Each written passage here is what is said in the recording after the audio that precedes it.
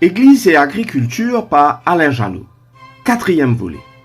Dans la précédente chronique, la contribution de l'abbé Gallois, un des trois religieux dont les noms figurent sur la face sud de l'obélisque Liénard, a été évoquée. Aujourd'hui, vous êtes invité à découvrir pourquoi ce monument qui célèbre la mémoire de ceux qui ont fait progresser l'agriculture arbore le nom de l'abbé Rochon.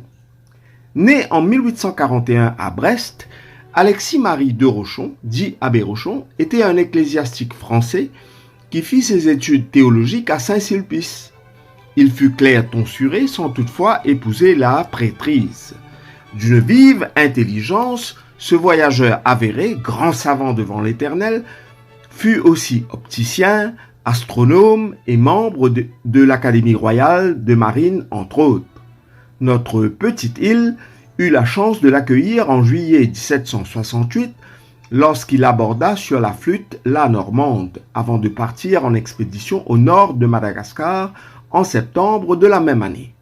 Quelques mois plus tard, sous la demande de Pierre Poivre, alors intendant de l'Île-de-France, il débarqua chez nous avec environ 80 espèces de plantes dans ses bagages.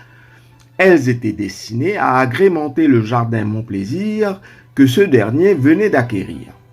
Considérant l'ancienne propriété de la Bourdonnais comme un vulgaire jardin, Poivre voulait en faire un musée de plantes et un espace d'acclimatation privilégié pour une flore rare et épicée qu'il faisait venir d'autres contrées.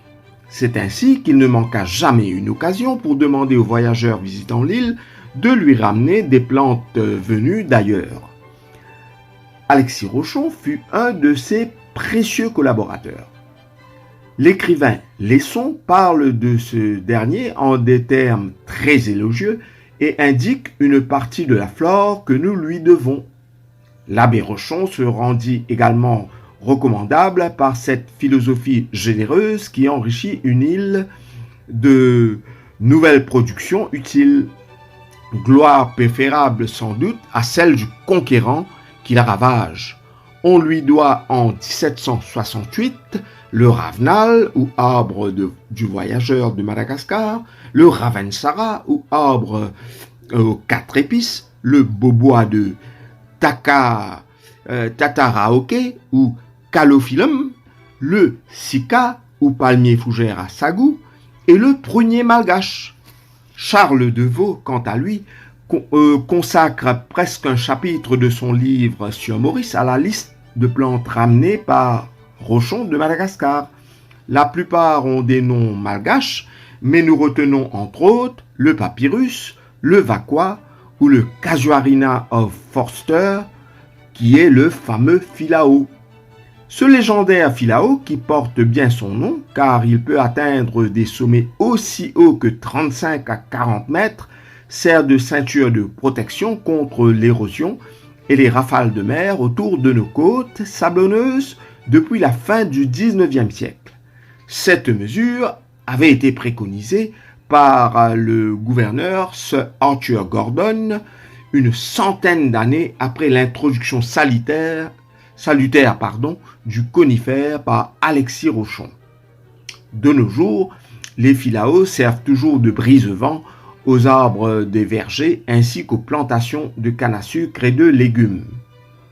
En dehors de sa contribution tangible et quantifiable, le filao tient une place de choix dans la conscience artistique, folklorique et psychique des Mauriciens. Saveur qui est par ailleurs étendue à nos visiteurs pour leur plus grand bonheur.